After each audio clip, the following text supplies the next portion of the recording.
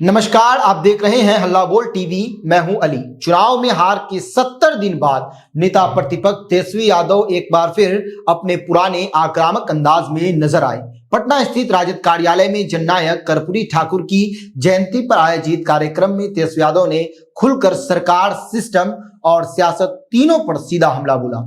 तेजस्वी यादव ने कहा कि कर्पूरी ठाकुर ने हमेशा संघर्ष का रास्ता दिखाया। जब वे मुख्यमंत्री या मंत्री थे तब भी उन्हें गालियां दी गई, लेकिन वे कभी नहीं झुके। इसी परंपरा को आगे बढ़ाते हुए तेजस्वी बोले कि जैसे कर्पूरी ठाकुर नहीं झुके, जैसे लालू प्रसाद यादव नहीं झुके, वैसे ही अब तेजस्वी भी झुकने वाला नहीं है। उन्होंने साफ शब्दों में कहा कि हम लड़ेंगे और जीतेंगे। तेजस्वी यादव ने बिहार की मौजूदा स्थिति पर चिंता जताते हुए कहा कि आज राज्य में शिक्षा, रोजगार और स्वास्थ्य व्यवस्था बेहद खराब हालत में है।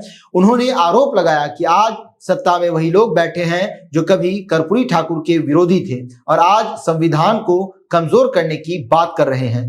तेजस्वी ने कहा कि आज हालात ऐसे हो गए हैं कि लोग हारा और तंत्र जीत गया है।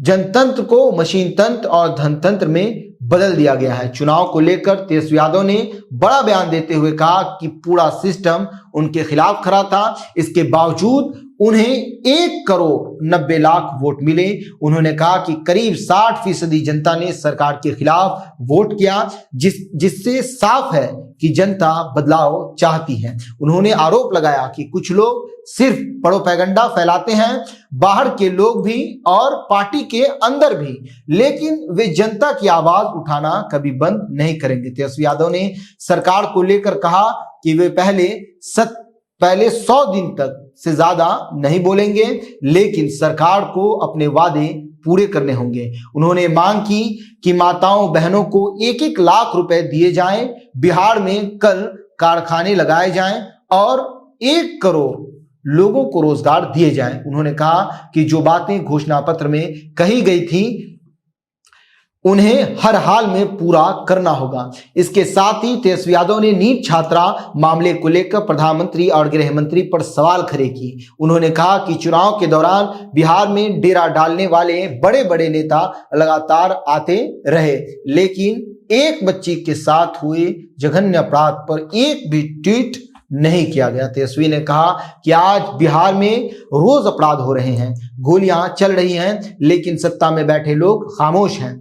अपने ऊपर लग रहे आरोपों पर तेजस्वी यादव ने 2 टूक कहा कि अगर तेजस्वी अपराधी हैं तो जेल में डाल दो। उन्होंने कहा कि जब वे चुप रहते हैं तो कहा जाता है कि तेजस्वी खत्म हो गए और जब वे बोलते हैं तो कहा जाता है कि तेजस्वी हार गए, लेकिन सच्चाई यही है कि वे संघर्ष से पीछे हटने वाले नहीं हैं। कार्यक्रम के अंत में तेजस्वी यादव ने संगठन को लेकर बड़ा ऐलान किया। उन्होंने कहा कि विधानसभा सत्र के बाद वे सभी जिलों में दौरा करेंगे, बिहार के सभी जिलों में दौरा करेंगे और बूथ स्तर तक संगठन को मजबूत किया जाएगा, पार्टी को नए रूप में लाया जाएगा और बिहार को बचाने के लिए सबको एकजुट होना पड़ेगा।